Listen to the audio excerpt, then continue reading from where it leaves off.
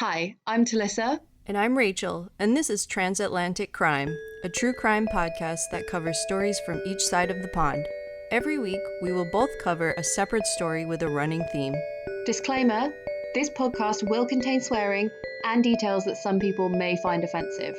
If you are of a sensitive disposition, listener discretion is advised. Welcome to Transatlantic Crime. So close.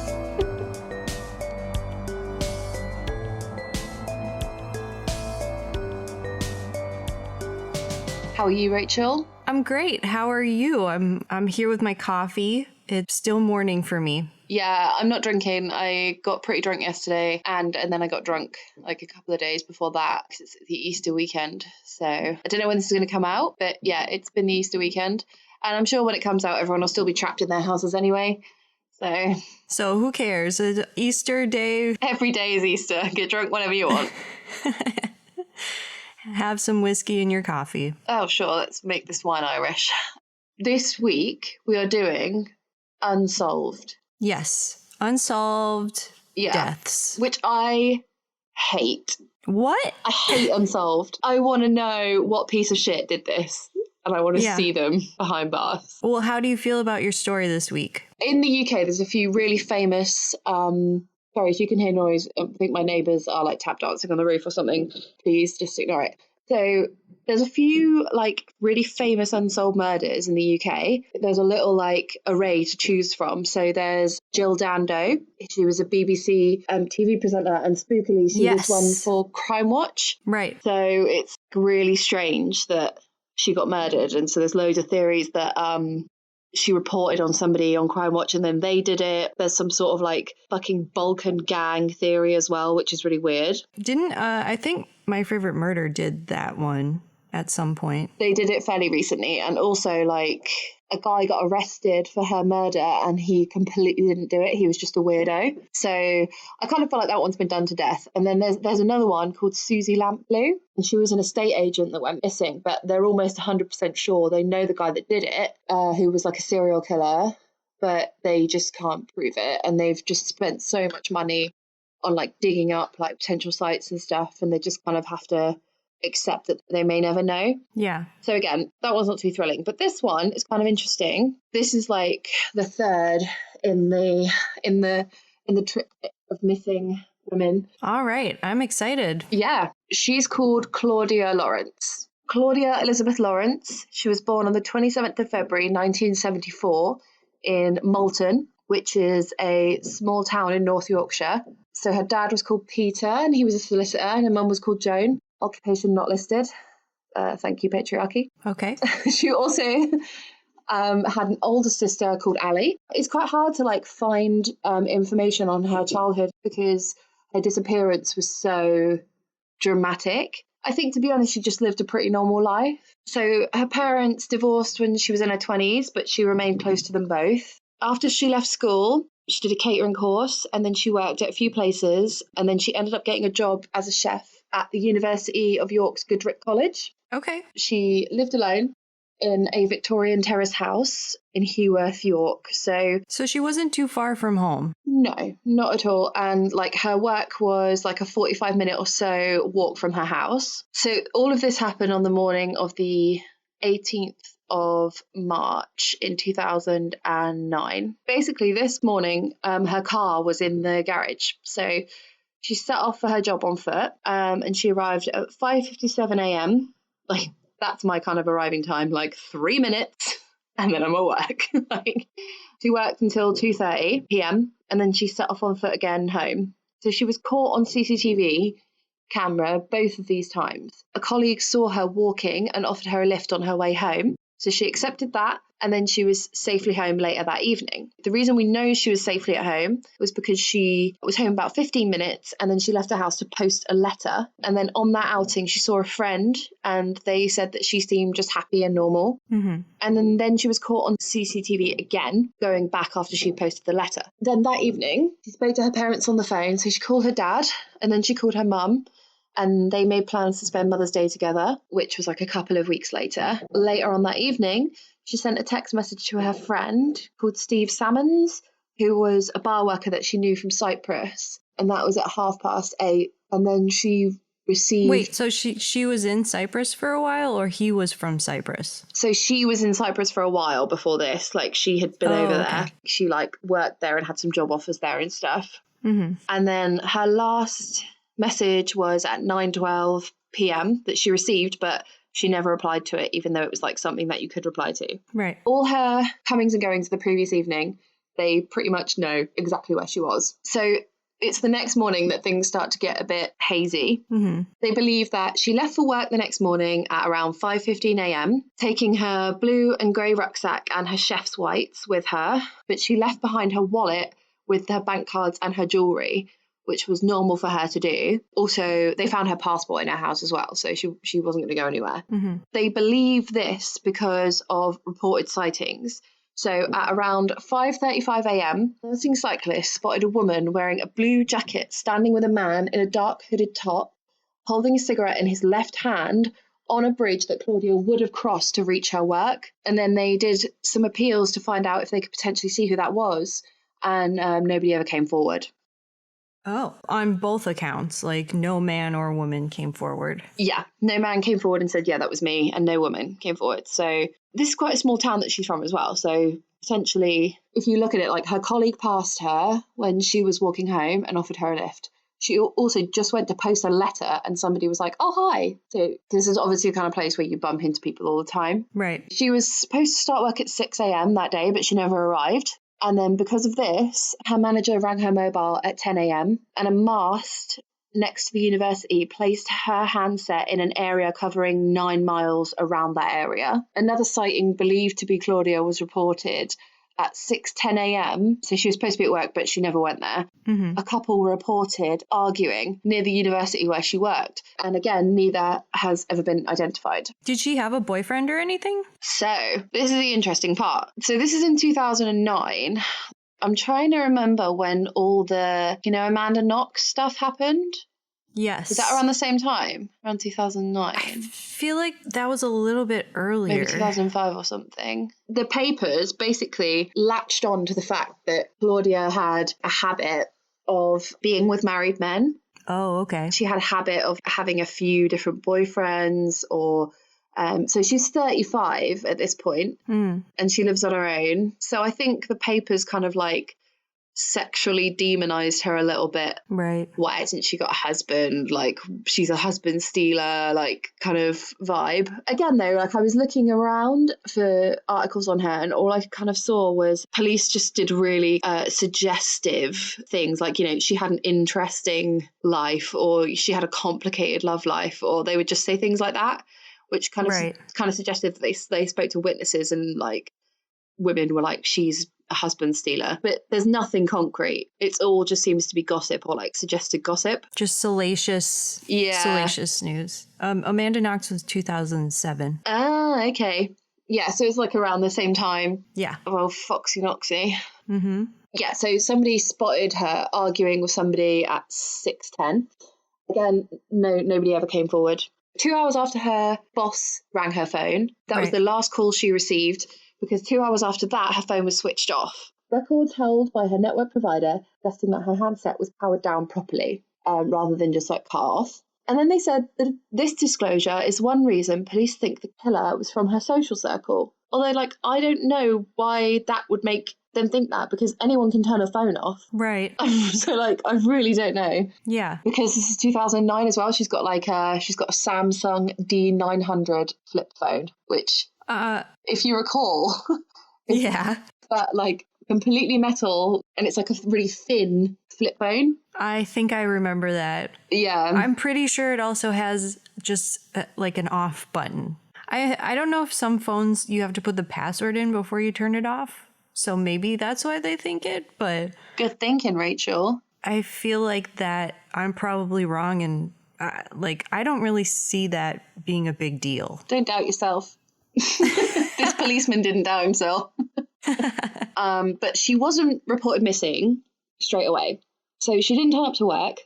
Her boss called her. This is kind of all in hindsight that they realised that her phone has been switched off. On the evening of March the 19th, the day that she never showed up to work. This is like to the date almost. How do you Like mean? when she went missing. It's around the same time of year. Yeah. Do, do, do, do, do, do, do.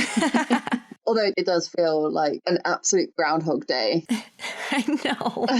I feel like I just live the same day over and over. Yeah, well, I just said that, and you said it was March, 19th, and it's already April 14th here. So, I mean, it is kind of the same time, but I just keep thinking we're still stuck in March. Yeah. So. It's like, what is it? It's like March 275th. Yeah. Okay, so she was meant to meet her friend, Susie Cooper, at the local pub, the Nag's Head, which is like 4 doors down from her house, which is fucking... Also classic pub name. Fucking convenient. Yes. Yeah. Also, like, her friend apparently gave her a text saying, oh, thanks for meeting me. And then, well, do you know what? I was just about to say go and knock on her door, but like, she probably did, but obviously there's no answer. Right. Yeah. So she was being sarcastic? Yeah. She was like, oh, thanks for not meeting me. Like standing me up sort of thing. Right. And then Susie discovered that she hadn't been at work that day either. So then Susie rang her dad, Peter, and he had a spare key. So on the 20th of March, he let himself into Claudia's home and realised she wasn't there. Her house was nothing unexpected. So her bed was made. Her toothbrush was on the kitchen draining board. So she clearly brushed her teeth before leaving. There was also dirty breakfast plates in the sink, and the only missing items were her backpack, her chef whites, her hair straighteners, and her mobile phone. So her phone charger was at home, suggesting that she was planning on coming back there. Right. As well as the cards and stuff that we mentioned earlier. So obviously there's been no transaction on her bank or anything. That is classic, isn't it? Like, if a woman leaves her purse at home, she's fucking coming back. Right. Exactly. Yeah, it's like all these like men that like kill their wives and then like just leave their handbag on the side, and it's just like, do you really think she'd be leaving without that? Yeah, I immediately go to Chris Watts, where when he called the police and they were like, oh well, her cell phone's right here and her purse is right here. Yeah, if she was taking the kids somewhere, wouldn't she take that stuff? I know, it's so fucking stupid. Yeah, come on, he was an idiot. This is why women get away with murder more often. You know that. Also, why they don't do it, because it's too much of a hassle. Like, I already clean up. I don't want to clean up even more. Yeah. Oh God. So the independent crime-fighting charity Crime Stoppers, never heard them described like that, they offered a reward of £10,000 to anyone providing information which leads to the arrest and conviction of any person linked to the disappearance. And then that was withdrawn. But police had posters up with that reward listed on there. And then when the reward was withdrawn, they took all the posters down and they didn't replace them. So her parents and other people are really mad, saying that you completely fucked this up. There wasn't enough effort to find her. Right. Police also said that any past personal acquaintances of Lawrence have a limited time to come forward in confidence, which is again another point towards like, if you were fucking around on your wife, we won't tell her if you come forward. Right. 3 months after she disappeared, efforts to find her stepped up. Like, right on time, guys. So on the 4th of June 2009, police reported that they were now treating her disappearance as a suspected murder. And then shortly after that, a reconstruction of her last movements were featured on the TV show Crime Watch. And as a result of the TV appeal, police received over 1,200 calls offering information. And an appeal was even made by the Archbishop of York. Cheers, fella. Thanks. Yeah, well, you know, anyone with a platform. He is one of the biggest celebrities of York, isn't he? I don't know. You're a Christian. Surely you know him, Rachel. Of course. Speaking on the BBC's Today's programme on the same day, Claudia's father, Peter, said he doubted police claims that she had in a speech bubble, secret life. And he queried the comments made by Detective Superintendent Ray Galloway, who was like the head of the investigation on the Crime Watch programme, that parts of Claudia's life remain a mystery, and that police believe she had some complicated relationships that her family and friends knew nothing about. Again, like just kind of hinting at like affairs, etc. But like it's probably like halfway in the middle of the truth and the lie, like, because your dad isn't going to think that about you. No. Loads of shit I've done, my dad would not think I would have done. You know, I'm sure there's some gossip about me that definitely isn't true either. So right. It's probably like somewhere in the middle. Yeah, she might have dated one married guy and then somebody talked about it. And everyone in the village was like, I bet she's fucking my husband, like, as well. Yeah. Yeah. Or someone's like, oh, she dates married men. Yeah. Yeah, that was one time. Yeah, what, Bob? So the next month in September, police revealed that the search for Claudia had been extended to Cyprus. So Ray Galloway, the bloke who was on TV, said that Claudia knew several people who lived on the island and that she may have received job offers while she was there. Plus, it was reported that the last text message received by her was from a man from Cyprus. But he was a bartender in York. No, sorry. So he was still in Cyprus. They met bartending. Oh, they met okay. bartending there. Gotcha. So Ray Galloway stated that some people that had been interviewed there were reluctant and less than candid when spoken to when he sent a team of officers to Cyprus to interview people that Claudia had met there. Later in September, detectives investigating the Lawrence case made a search of an area of the university where she worked. And then in October 2009, police revealed that they were looking for the driver of a, in speech marks, rusty white van who was seen...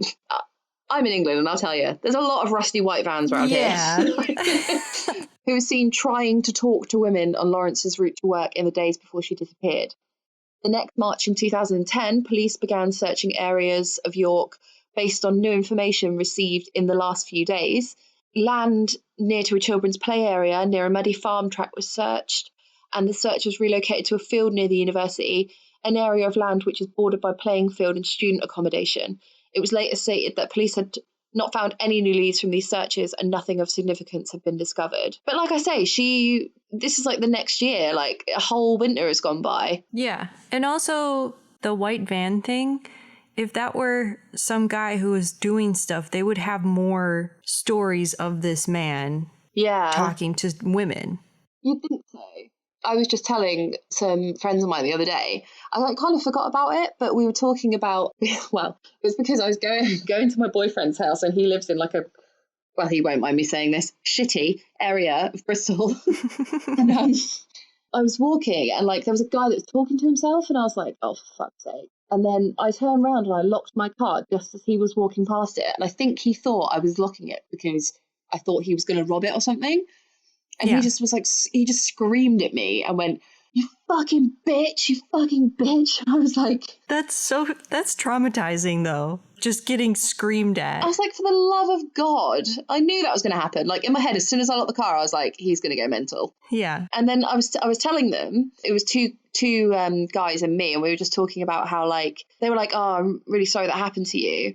And I was like, that happens to girls all the fucking time. Like, you're scared to look at somebody wrong in case they just freak out. And, like, what would I have done if he'd have come at me? I'd have had to just fucking run for it and hope that I got to my boyfriend's door before he caught up. And then I was saying that one time I was walking home from somewhere and it was dark and I was walking down, like, a dark street. I think some of the street lights had, like, gone out. And a man grabbed my arm and said, oh, excuse me, like, but he like grabbed my arm, like properly grabbed it.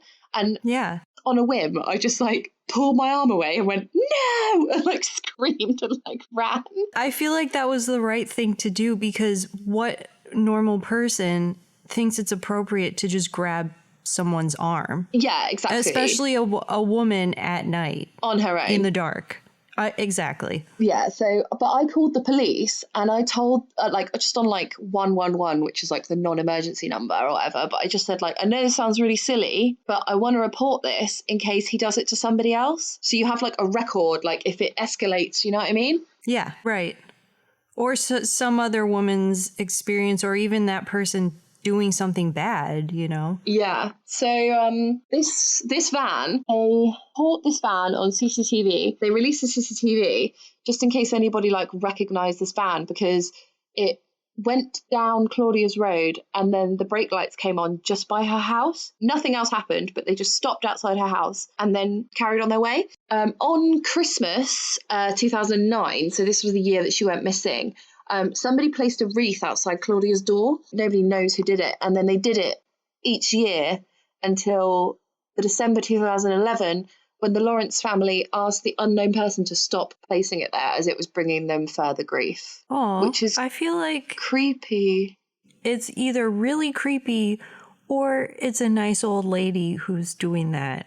Or it's a guy that he had a wife who she was fucking, and then he couldn't tell his wife because obviously they didn't know who was doing it. They're like, who is this from? So I reckon it was from a lover. I'm probably just being like the Sun newspaper right now. It's an old lady. It's a cute old lady. Has a lover ever given you a wreath for Christmas? No. Have I ever gone out with Santa Claus? No, although you know what? That's a fine gift. Thoughtful, Yes. decorative, creative. Maybe that's the man of my dreams. In June 2013, police announced the £300,000 creation of a new major crime unit to review cold cases. And then the force said it would assess several stalled cases, including the disappearance of Claudia Lawrence. The unit subsequently assessed the case and carried out new forensic searches at her home, Heworth Road, using what were described as advanced techniques not available in 2009. And they found additional fingerprints and a man's DNA on a smoked cigarette in her car. So it's quite cool that they still had her car and no one else was living in that house. Like, she must have owned it, I think. Yeah, but also DNA evidence has been around for a while. Yeah, I mean, this isn't like the 80s and then the 2000s. Like, this is 4 years different. Right. Advanced techniques that were not available. Advanced techniques we couldn't be fucked to pay for, is what you're trying to tell me. Yeah. Didn't think it was worth it at the time. Definitely. The police could see from her cell phone data that she was in the Acomb area of York in the weeks leading up to her disappearance, and that the phone was deliberately turned off by somebody at about 12:10 on Thursday the 19th of March 2009. Sorry, I think I've already said that. In 2014, the 5th anniversary of her disappearance, a new appeal was made on Crime Watch. Crime Watch is just keeping fighting on the good fight, aren't they? Yeah. Are they still going? Yeah, I think so. But like my mum, when we were younger, we would watch it and it would really shit her up.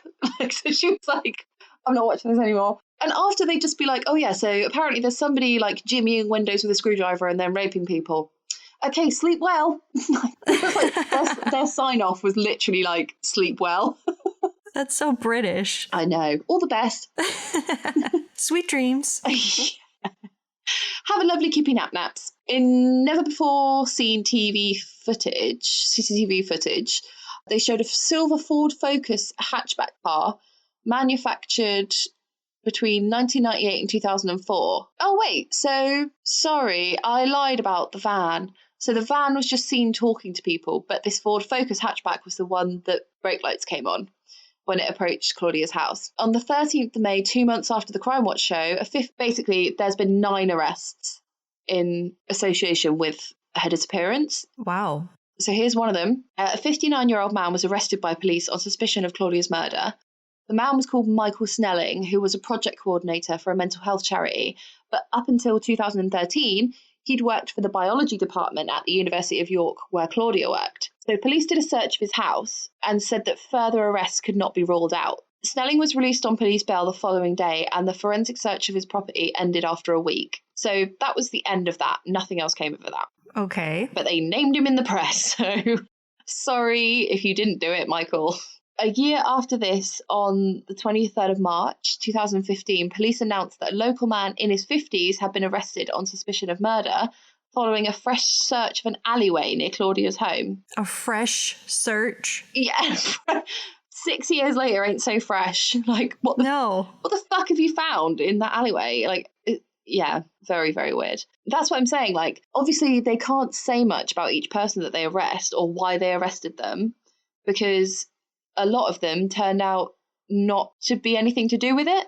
So there may have been 9 arrests, but obviously they've got barely anything. However, on the 8th of March 2016, the Crown Prosecution Service abandoned proceedings against 4 men who had been arrested on suspicion of Claudia's murder, citing a lack of evidence.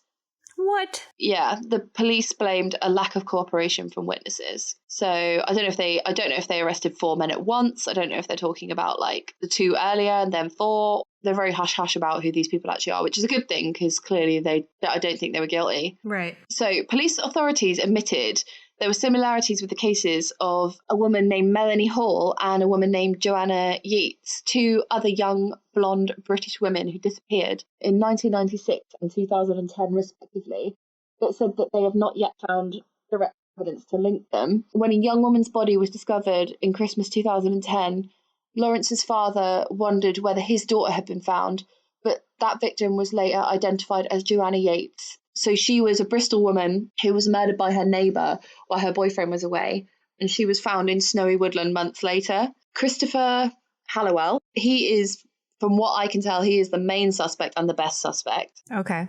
So he was a suspected serial killer. So he murdered a lady called Sian O'Callaghan. He murdered her just 2 minutes after she got into his cab in Swindon on March 19th, 2011. She had been brutally beaten and stabbed. Wow. So this is also a really interesting story. There was an ex-detective, well, he's an ex-detective now. He's called Steve Fulcher, and he put Halliwell behind bars, and he said that Claudia's disappearance fits Halliwell's pattern of behaviour of abducting women walking alone at night or early in the morning. What happened was they found out that Christopher Halliwell had murdered Sian O'Callaghan, and they convinced him to take them to her body, which was like in the middle of nowhere. And then, having guided cops to the remote spot where he dumped her body, he suddenly confessed, "I'm a sick fucker and I need help. Do you want another one?" And then he revealed to police where they could find Becky's body, who police did not even know was missing. Wow. Basically, as soon as Chris Halliwell said that he had another body, the superintendent should have taken him back to the station and then given him his rights again and then had this all recorded. But he knew that if he did that, he would lose his train of thought and then the suspect would go quiet again. So he basically just let him take him to another shallow grave and found this girl's body, Becky, sorry, I can't find her second name. But anyway, her mum, she'd just gone missing and her mum didn't know where she'd gone. And then they found out that he had killed her. So he was convicted in 2016 and given a whole life sentence. But he was known to collect trophies from his victims. And after a search of his house, only 2 of his trophies have ever been identified. One was a cardigan worn by Becky, who disappeared in Swindon in 2003, and a high-heeled boot that Sian O'Callaghan was wearing before she was abducted in 2011. So he's feared to have killed up to 12 more women, including Claudia, a mum of 4 called Linda Rozelle, who the killer was said to be obsessed with after doing work at her home, and university graduate Melanie Hall, who disappeared in 1996 after leaving a nightclub in Bath. A witness later said that he saw Christopher Halliwell talking to Claudia through a taxi window.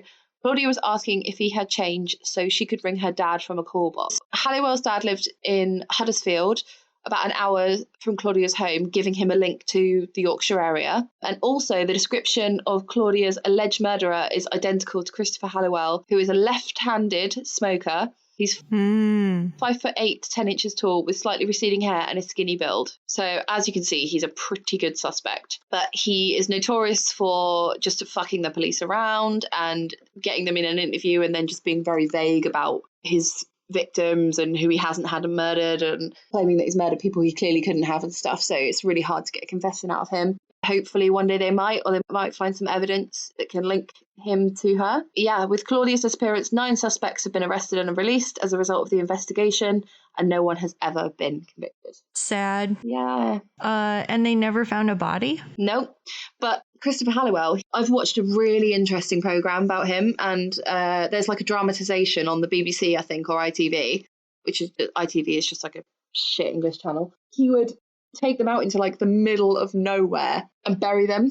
And so unless you were like a farmer or whatever, like he's pretty good at hiding bodies. So he had to show the police precisely where Sian O'Callaghan's body was, and he had to show them precisely where Becky's body was as well. So without him confessing, they never would have found either of them. And it's so crazy that he has like trophies in his house. And and the police haven't like released pictures of this stuff. Right. Surely that's the right thing to do, because then someone will go, "Oh, I recognize that," or yeah. What would be the point of not doing that? Funding, because you can't cope with like all the calls, because every missing person might just be like, "Oh yeah, that could be my friend. That could be my friend." That's frustrating. It sounds like the police didn't really do all the things that they were supposed to do, especially right away. It sounds like people made a fuss, and then after 3 months, they finally pulled their finger out. Yeah. Because to say like, "Oh, we searched the alley behind our house like 3 months like after it happened." Well, what's the fucking point in that? Right. What are you going to find? It Nothing. should have been done like the day after. Yeah. It's so crazy. Like, this is why unsolved stuff just drives me mad. Because like, it's like people have disappeared off the face of the earth. Jill Dando and the other lady that I mentioned, they were in the 80s. Like Susie Lampley was the 80s, and then Jill Dando, I can't remember, but I think it was the 90s. So there wasn't that much CCTV. Like mobile phones didn't exist or didn't help. But with this, like, she's got a mobile phone. There's CCTV of it. Where the fuck did she go? Right. It's so frustrating. Yeah. In that short a time, where would she have gone? That is really frustrating. But it drives me mad. I can't wait to hear yours. Mine's really weird. Okay. But I was going to say the Golden State Killer, that whole thing, that gives me hope because they did find him. Oh my God. How satisfying. Yeah, exactly. Thank you, Paul Holes. Yes. Hot for holes. 40 years later or whatever it was, it still gives me hope that they're going to find the other people like your story who've done something, and there's got to be more to it, I think. Yeah, I think you're right. There's still hope, definitely. As long as somebody cares, though. Like, as long as... Thanks, mate. Someone has to give a shit as much as Paul Holes gave a shit, though. Yeah. You know, like, he just never gave up. Yeah, hopefully someone at the York police is doing their job and puts the work in. Fingers crossed. Okay. I'm going to tell you about the mysterious death of Ryan Singleton. Ooh, I actually am very excited. Does that name ring a bell or anything? It's actually pretty recent. I think it does, but I don't want to say it and then just ruin your fucking story completely. So I'm just gonna remember at the end. I will tell you if that's what I was thinking. Okay. Well, I'm gonna give some backstory. So giving the backstory might ring some bells for you, or maybe it won't. I don't know. Okay, go ahead. So Ryan Singleton was born in 1990 in Georgia to a single mom, Iris Flowers. At 10 years old, he told his mom that he was meant to be a star. Damn you, Disney. Yeah. At 21, he moved to New York City to pursue a modeling and acting career. He found success fairly quickly, walking in New York Fashion Week that year. Pretty soon, he set his sights on Hollywood, and he and 4 friends packed a U-Haul and drove to Los Angeles. So is this New just York a film? to Los Angeles. Wait. Okay. So the friends filmed their journey, hoping to make it into a series called Are We Famous Yet? Fucking hell. Yeah, and they continued to follow Ryan's career in Hollywood. So it was just a group of friends, and I think all of them had, he wanted to be a model and an actor, and they wanted to be like filmmakers and work in the industry. So they were all kind of recording each other. Well, he must be really good looking. What does he look like? Tall. Like Abercrombie and Fitch model. Yeah, and like dark-skinned and just model type. Are you worried your boyfriend's listening and your husband? No, I'm not. I'm not. I didn't think that he's not like a heartthrob. Yeah, but you can definitely see him as a model. Like he's kind of one of those like thinner guys, I guess. So he was a model, and he seemed to have found some success, and he would get invitations to high profile parties, and he booked lots of events and shoots while he was in LA. Okay. So I saw this interview with one of his friends who was part of that group, and he was like, yeah, as soon as we got there, because he had already knew people in the fashion world, they went to all kinds of like crazy parties, which it might be part of the story. Okay, but and this definitely isn't the story that I thought. Okay. I was thinking of that guy that just like wandered off into the snow. I don't know who that is. We could do it in a future episode. Let's not worry about it now. Maybe we should do an episode where we swap, and I do a British one and you do an American one. Okay. Anyways, you kook. I'm kooky. After a short time, he moved back to New York City, where he married a celebrity stylist named Clythe Brewster, a man twice his age. Okay. So Ryan Singleton, it didn't seem like he really communicated with a lot of people about what his plans were, or even who he even was, because his mom, who, she was in contact with him, she didn't know that he got married, and she didn't even know that he was gay. So he moved back to New York and he got married to this man twice his age. Smart move, though. Clever man. Yeah. But his mom said when she found out that he was both married and gay, she was shocked. She had no idea. Yeah, I mean, it's maybe just ease her in. Yeah. Yeah. Hey, I'm married to a man. You weren't invited. There were some semi-famous people that were at that wedding. There was like, you know, the housewives shows that are really big here, like Real Housewives of Beverly Hills. So there was one of the housewives from New York or something. She was at that wedding. Not that that matters, but I was going to say cool, then I was like, no, it isn't.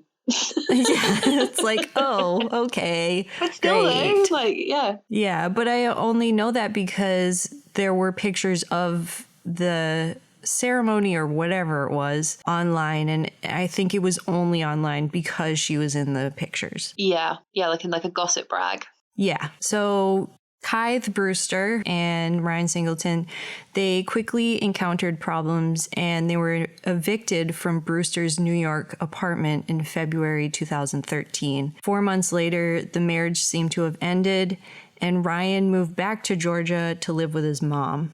Oh, no. So it just sounds like he's kind of surrounded by drama and, you know, he goes from like LA to New York and his friends want to make movies about him. And how old is he? He's like early 20s. Yeah, because that's the sort of stupid shit I would do in my early 20s. Exactly. You're just surrounded by drama up until maybe like late 20s when you start to realize. When you're 28, that you realize living your life like a dumpster on fire isn't the way. It's exhausting. When you know that things can be so much easier.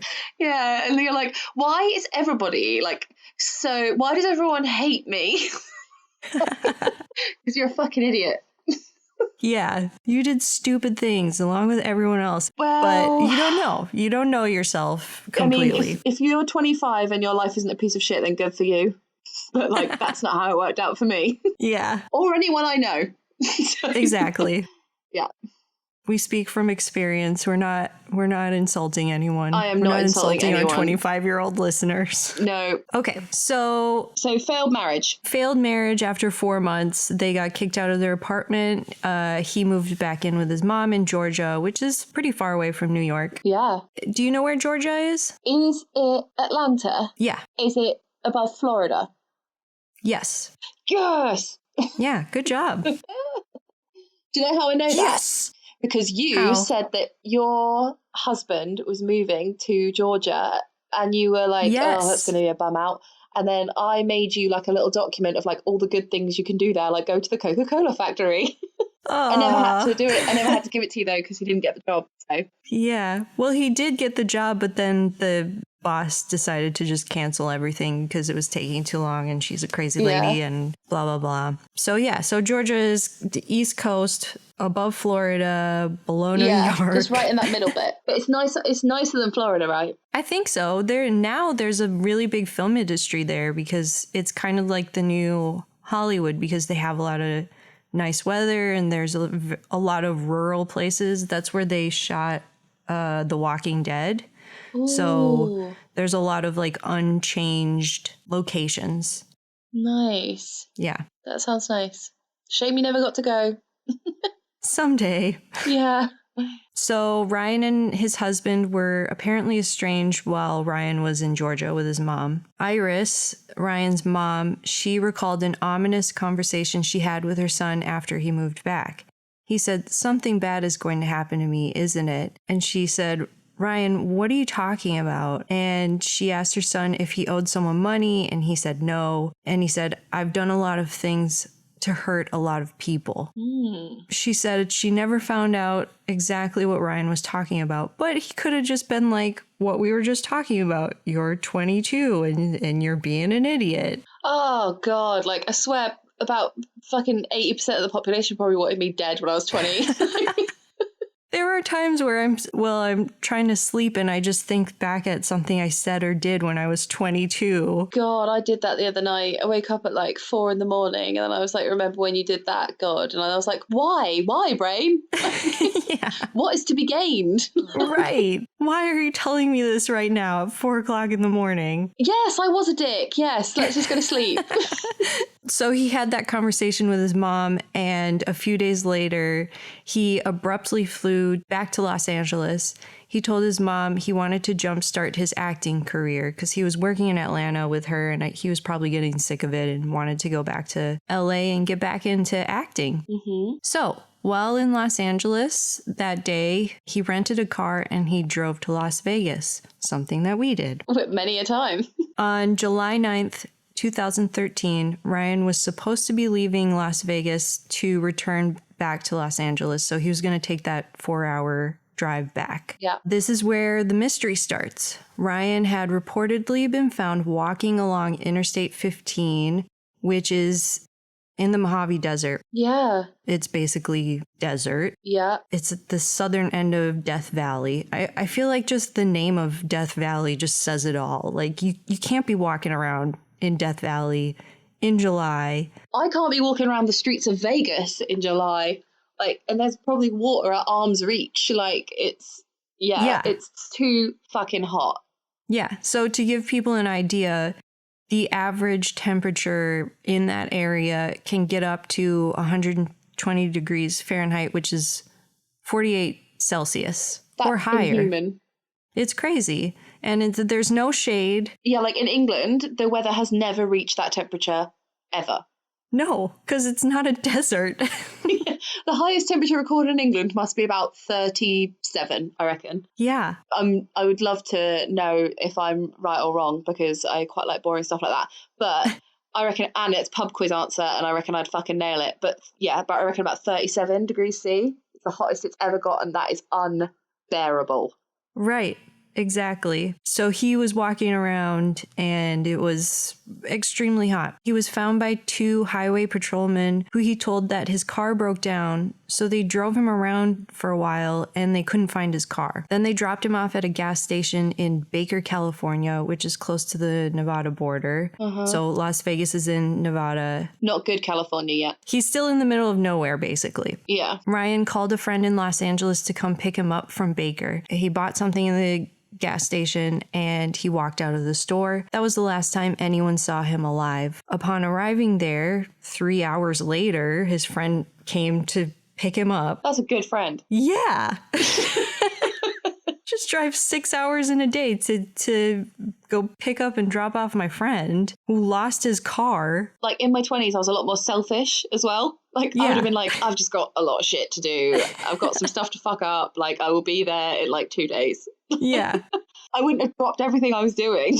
No. And just got there in 3 hours, which is pretty good. Yeah. Like, oh shit, I'll come right now. Like, yeah, okay. So upon arriving at the gas station, the friend was unable to find Ryan. He drove back to Los Angeles and filed a missing persons report the next day. That is a good friend. Yeah, 6 hours. You drive 3 hours to a gas station. Friend's not there. I'd be pretty pissed off.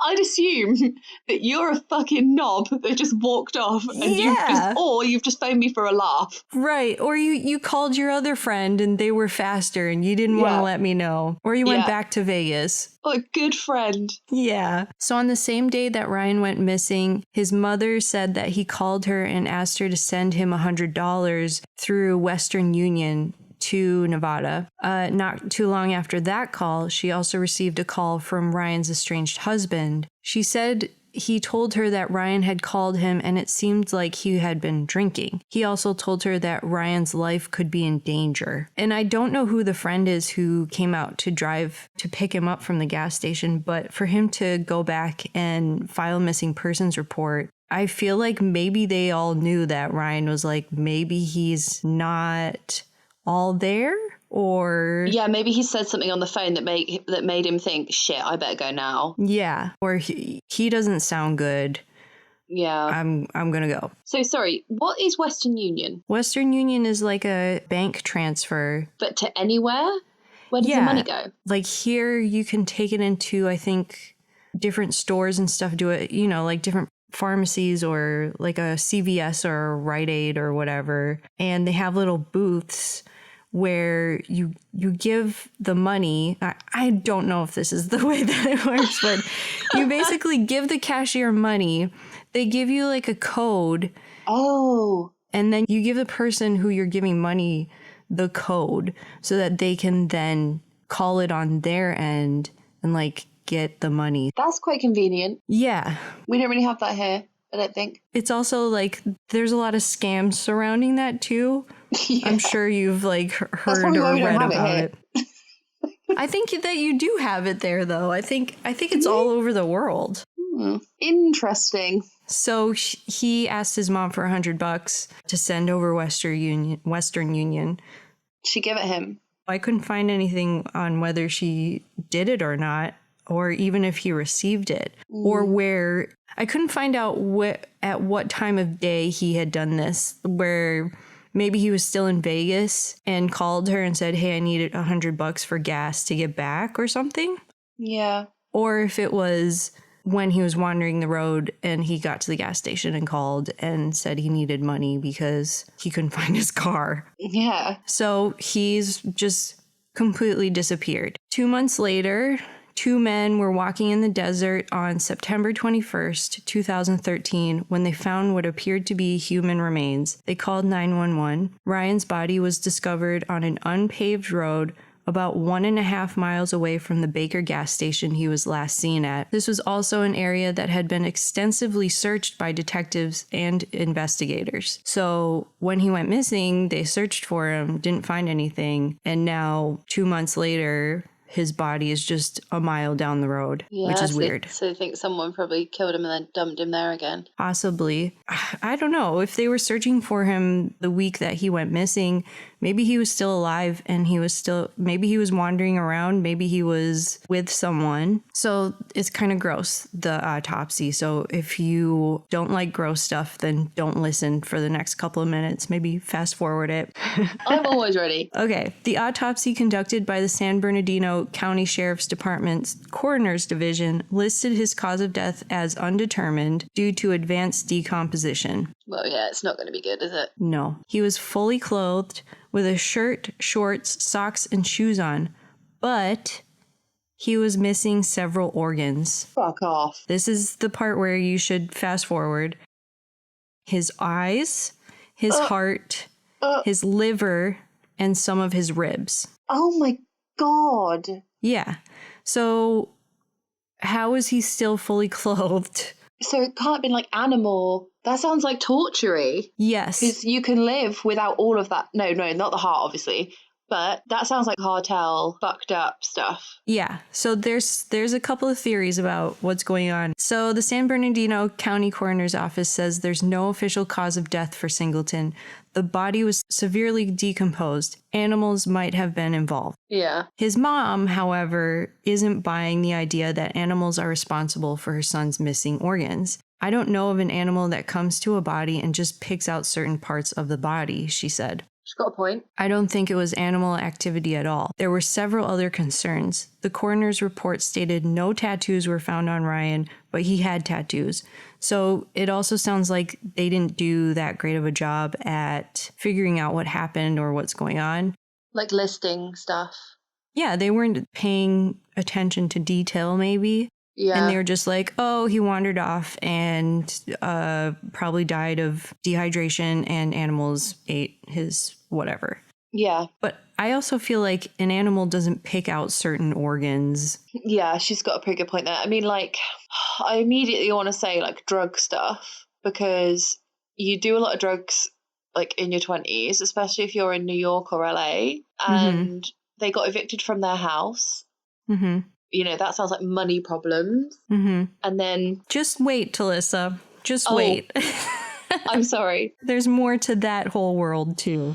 Okay. So the coroner said that he didn't have tattoos, but he did. The report does not mention the names of the highway patrolmen that reportedly picked him up and dropped him off. And there are questions on the whereabouts of the surveillance video that allegedly shows Ryan at the gas station before his disappearance. So they never confirmed who picked him up. There's just been different conflicting reports about the guys who said that they picked him up, and then they said that they didn't, or they said that they talked to him, but then they said that they didn't talk to him. And his rental vehicle was also reportedly found the day after he was reported missing, but had been wiped clean of fingerprints, and his phone and backpack were inside. What? Why would you get out of your car unless if you were drunk or if you were on something or someone forced you out of the car? I'm gonna say someone kicked you out of the car. Yeah. And you left your backpack and your phone. Like even if you were drunk and your car broke down and you needed to find something, you would take your cell phone and your bag with you. Another cell phone and his wallet were found with his body. So why did he have 2 cell phones? That is some Breaking Bad shit. Yeah. As of this year, the San Bernardino County Sheriff has not been able to close the case, which is bad because then the FBI wouldn't be able to take over. So they have to close it before the FBI can take it. Yeah. I hear so many random things about the FBI. Like, I don't know if any of them are true. Like, one of them was, the FBI can't get involved unless the parents of the victim. What? Yeah, like that was one of them I heard. Like, oh, like that's different weird. rules. Yeah, I don't know. And it's also like it is kind of across state lines. So it is more of a it should be a federal investigation. And also his mom, I just feel really bad for her because she was out in Georgia. This is thousands of miles away. She's just a regular person. She doesn't have all this money to like fly out over here or get a lawyer or whatever. And she wants to get the FBI involved. So but yeah, like you say, like your organs are removed and then your clothes are put back on. Like, are the clothes bloody? Right. I think like it also like a massive thing is the policeman who picked him up. You don't know like what he said to them, but like he can't have been that drunk if they were like, okay, we'll help you find your car. Yeah. But also, if you were being a good police officer, and even if you were a regular person and you picked up some guy and then you drove away, you dropped him off at the gas station and drove away, and then saw a random car parked on the side of the road a mile away, you'd be like, oh, maybe that's that guy's car. Yeah. You would be looking out for something like that. So it's a little strange that his car was a mile and a half away from the gas station. But they never found it on the first go. Yeah. And they didn't find it when they picked him up. Yeah. And drove around to look for it. This stinks of outside meddling, Rachel. It is. And I think, and the mom, that's why I feel bad for Iris Flowers, because what great she's name. like something is sketchy here and nobody's helping to figure it out. So how did you find out about this case? I mean, obviously there's different articles and stuff, but it is still really hard to find out what's been going on. I think the last thing I read was from 2017. So this is 3 years later and I couldn't really find an update or anything. Anyways, let's get into the conspiracy theories about please. What happened to Ryan Singleton. One was that this was a result of a satanic Illuminati cult that he was supposedly a part of while he worked as a model in Hollywood and New York. The reason that this is a thing is because apparently he was in a video with Lady Gaga, and it's when she was doing all that weird shit. She is fucking weird, but... Yeah. But it's when she was like, she had her whole meat dress and she was just doing all kinds of weird videos and things like that. And he also was apparently at a dinner with some really high profile people. And that woman, she's like a performance artist. There's a documentary about her. Is she the one that was like sick? Like she had paint and then she was like sick and it was like paint splatter. Am I thinking of the right woman? You're close. She wasn't sick. She used pig's blood to write on the walls. Yeah. Marina Abramovic. Okay. So there's a Netflix documentary, And it's basically she just sits in a room and stares at people, and people like come and like sit and stare at her for a while. Yeah, I think I have heard of her. So she hosted a dinner, and there were Must have been the some most really boring dinner in the world. who knows, but they apparently like someone associated with Hillary Clinton was invited, and like Oh, that fucking hell, whole you know like it's shady. exactly like as soon as you see that kind of stuff, it's like, oh, some kind of satanic, cultish type bullshit. Yeah. And so he was apparently at a dinner where they had a bath full of blood or something, and he was somehow linked to that world in that I'm way. just like, stop being silly, stop showing off, get that pig's blood off the table. Well, then she also said that after the fact, she was like, people are, those crazy like Trump supporter people were the people who jumped on it and were like, oh, this is a satanic cult because she used pig's blood and blah, blah, blah. And she was like, it was just a normal dinner. Nothing happened. They're blowing it way out of proportion. And if anything, that specific artist, Marina Abramovic, she was like, I'm not even associated with satanic cults or anything like that. So art scares like rich people. It does. And people who are very right wing, they're like, oh, it's the devil. So that's one conspiracy theory. I'm not in with that one. No. There's another strange similarity with another unsolved case in Georgia. I don't really think that there's much link to this, but it is like a weird similarity. The death of 17-year-old Kendrick Johnson in January 2013. So it was around the same time. You know this story. He was found dead and wrapped inside a mat in his high school, and the death authorities attributed to a freak accident, and then a private autopsy performed concluded that the teenager had suffered a fatal blow that appeared to be non-accidental, and the private pathologist found that Johnson's organs had been removed and his body was stuffed with newspaper. Yeah. So that's the weird similarity. Yeah. And also there was the people that the parents think did it are sons of FBI agents. Right. Yeah. That's a weird case too, and it's really sad. Yeah. But just the weird similarity of the organs missing from two Black guys. And they upset some people, maybe? Yeah. They were both young. Yeah. And then his mom also thinks that maybe there was some kind of like organ harvesting black market type thing that was possibly going on. Yeah. I mean, I think it's more believable, definitely, than the satanic thing. Yeah. So as of 2017, a group from Atlanta, the Cold Case Investigative Research Institute, began helping Iris Flowers. The group is comprised of a network of volunteer forensic experts and students at various colleges and universities across the country that study, research, and try to solve or come to conclusions on unsolved crimes or cold cases. Iris also continues to work with Ryan's friends who have formed a production company and are shopping his story around as a true crime story to garner more interest in the case. They're using Ryan's video diary to produce a docuseries that would allow Ryan to tell his own story. Oh, I'd be interested to see this. Yeah, that's the story of Ryan Singleton. Cool. Well, it's so frustrating. Like, ugh, I want to see people thrown in a slammer.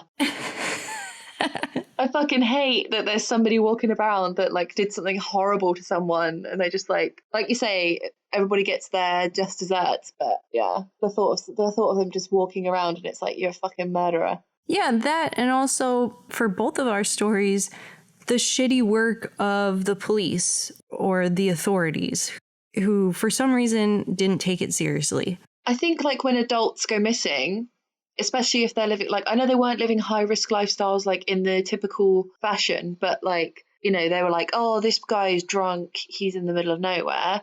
And Claudia, they were like, oh, she's like sleeping with married men, or, you know, also she's like a 35-year-old grown woman. Yeah. She has every right to just disappear if she wants to. But, you know, because of like lack of activity on her bank and the fact that she was fine and she was like loved her parents and stuff, there was nothing going on in her life, she probably didn't just disappear. But it's just like, I think that it's like that whole, well, what do you want us to do? They're like a grown adult. Like, if they don't see any signs of foul play. It's so frustrating, though, because it's like anyone you know, like, you're going to be like, I know this person. They wouldn't just walk off. They wouldn't leave their dog at home. They wouldn't, they wouldn't just leave their cell phone. Or like people with kids as well. Yeah. When people with kids go missing and they're like, yeah, they're just gone. It's like, they would just leave their kids. Like, right. Exactly. And if they did, it means that something's seriously wrong with them if they just walked off. So look into that. It's also that shit thing of like, the person that's gone is the most important person to you, but it's not the most important person to the police. They've got like fucking, this is where I get on my high horse about the Tory government and police underfunding. But yeah, they've got like 10 more calls that day, like, unless it's something that gets picked up by the papers. Like Claudia Lawrence, obviously her dad started getting on to the Archbishop of York and whoever for help. But like, until that happened, the police like were not pulling their finger out at all. Right. The same with Ryan Singleton. His mom, as much as she called and tried talking to the San Bernardino sheriff and all that, it sounded like they were just passing her off constantly. I read different articles where she would say that someone told her something like, we don't know what's going on, like, he's dead, so move on. Or, they would say something like that. And it's like, what is your job if it's not to do that? Yeah. And I think, again, like, it's like the Amanda Knox thing, like people cling on to the salaciousness. Like, they basically said, it's not our fault if we can't find her. She had a very interesting life, or, she had secrets that you didn't know about. Like, basically saying it's her fault she went missing. She shouldn't have been like fucking around. Like, that's kind of what that's kind of what that implies. Yeah. Yeah.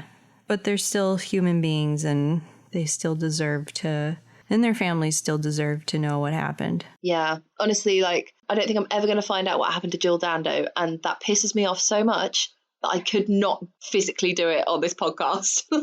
You don't know, like, the Golden State Killer, they found him. So maybe in 30 years' time, Talissa, we'll have a podcast episode where we announce that they found Jill's killer. And you're so hopeful. So nice. It's that California sun, Rachel. Just makes you so perky. Anyways, thanks for listening. Yeah. Hope you enjoyed this one this week. And yeah, subscribe to listen. Yeah, subscribe, like, rate, review. Listen to us thinking we fucking know what we're talking about. All of our listeners. I've heard people say this on other podcasts, so if you could do the same, that would be great for us. This is what all the bigger boys say.